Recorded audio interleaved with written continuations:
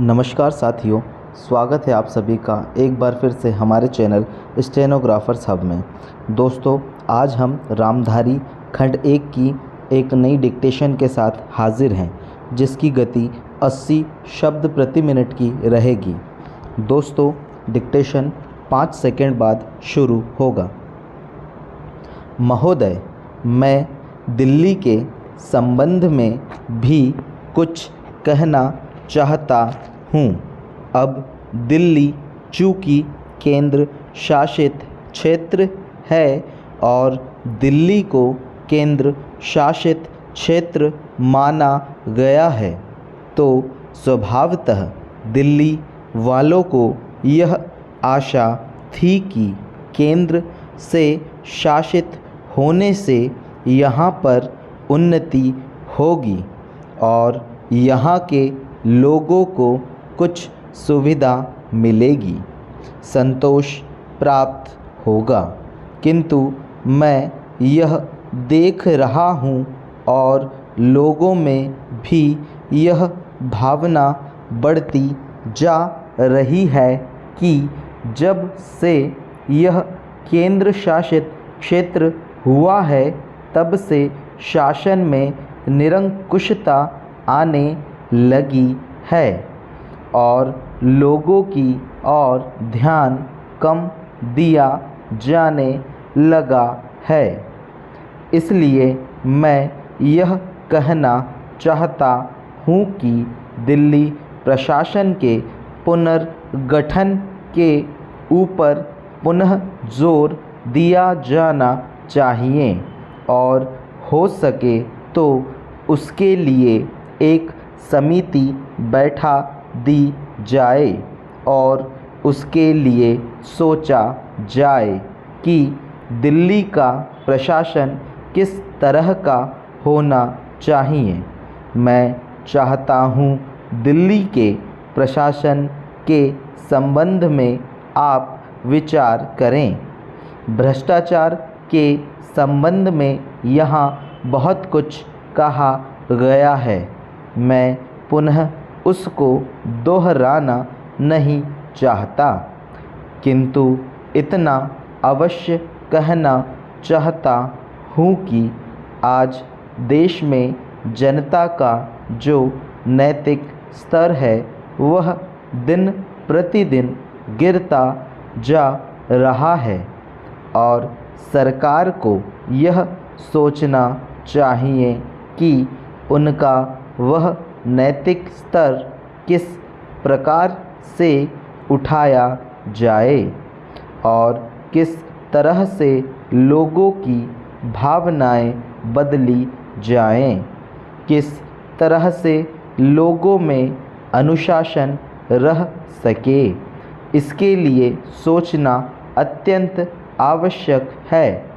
हम जब भ्रष्टाचार की बात कहते हैं तब यह तो सभी मानते हैं कि भ्रष्टाचार है और इसमें कोई दो राय नहीं है कि भ्रष्टाचार मौजूद है।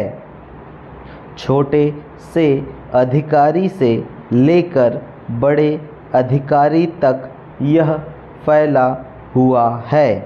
जब करों की अदायगी का प्रश्न आता है तो लोग दो दो खाते बना लेते हैं और आयकर की चोरी करने का प्रयत्न करते हैं और कर से बचने के लिए भ्रष्टाचार करते हैं। जैसे बगैर दोनों हाथ के ताली नहीं बज सकती, ठीक वही बात भ्रष्टाचार के संबंध में लागू होती है। भ्रष्टाचार के निवारण के लिए जितना अधिकारियों का कर्तव्य है, उतना ही कर्तव्य जनता का है। अधिकारियों को तो सतर्क रहना ही चाहिए, क्योंकि यह जो संसद है वह कानून बनाकर उनके हाथ में दे देती है। उसका कार्यान्वयन करने के लिए जनता और नौकरशाही को सहयोग का कार्य करना चाहिए। महोदय, प्रशासन का यह कर्तव्य हो जाता है कि वह सतर्क रहे और अधिकारी लोग अपने को निष्पक्ष रखें, किंतु जो जनता के अंदर एक गिरावट आती जा रही है वह भी एक देखने की बात है। इसलिए मैं चाहता हूँ कि सरकार कोई ऐसा प्रयत्न करे जिससे कि भ्रष्टाचार को रोकने के लिए जो लोगों का नैतिक स्तर ऊंचा होना आवश्यक है उसको ऊंचा किया जा सके। उसके लिए जो भी वह कर सके करें। मुझे कहना तो बहुत कुछ था, लेकिन चूँकि मेरा समय समाप्त हो गया है, मैं अब और कुछ नहीं कहूँगा। महोदय, इसलिए मैं माननीय रक्षा मंत्री महोदय का ध्यान इतिहास की उस चेतावनी की ओर दिलाना चाहता हूँ कि हिमालय की चोटी पर जिसका अधिकार रहा है उसका गंगा और यमुना के मैदान पर भी अधिकार रहा है। हम इस आशा में नहीं रह सकते कि हम दुश्मन को हिमालय की चोटी से उतरने दें और फिर मैदान में उसका मुकाबला करें।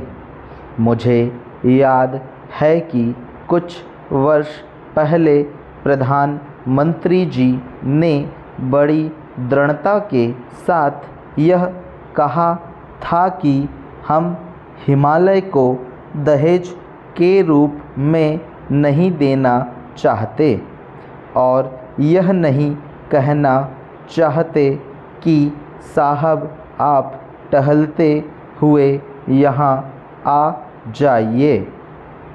हम नहीं चाहते कि वहाँ पर कोई मुकाबला ही न हो। मैं समझता हूँ कि अगर किसी भी सैनिक अधिकारी के दिमाग में अभी तक यह भावना है कि हम हिमालय की ऊंची चोटियों को छोड़कर नीचे मैदान में आकर युद्ध लड़ेंगे तो उनको भ्रम में नहीं रहना चाहिए। यह एक घातक बात होगी, एक आत्मघाती नीति होगी। अगर एक बार चीन का हिमालय की चोटियों पर कब्ज़ा हो गया तो चाहे वह बाद में नीचे हम पर हमला न भी करे, किंतु वहाँ से हम उसको कभी नहीं हटा सकेंगे। इसलिए इस संबंध में स्पष्ट निर्णय किया जाना चाहिए। इसके बाद में मध्यवर्ती क्षेत्र के बारे में कुछ कहना चाहता हूँ। पिछली बार जब चीन ने बड़े पैमाने पर आक्रमण किया था तो लद्दाख में और पूर्व में नेफा के इलाके में किया था। मध्यवर्ती क्षेत्र में मिडिल सेक्टर में लड़ाई नहीं हुई थी, लेकिन मेरा अपना अनुमान है और बहुत से लोगों को इस बात की आशंका है कि अगर अब कभी चीन ने दोबारा हम पर आक्रमण किया तो वह मिडिल सेक्टर में करेगा। इसके कई कारण मालूम पड़ते हैं। दोस्तों, आपकी डिक्टेशन समाप्त हुई।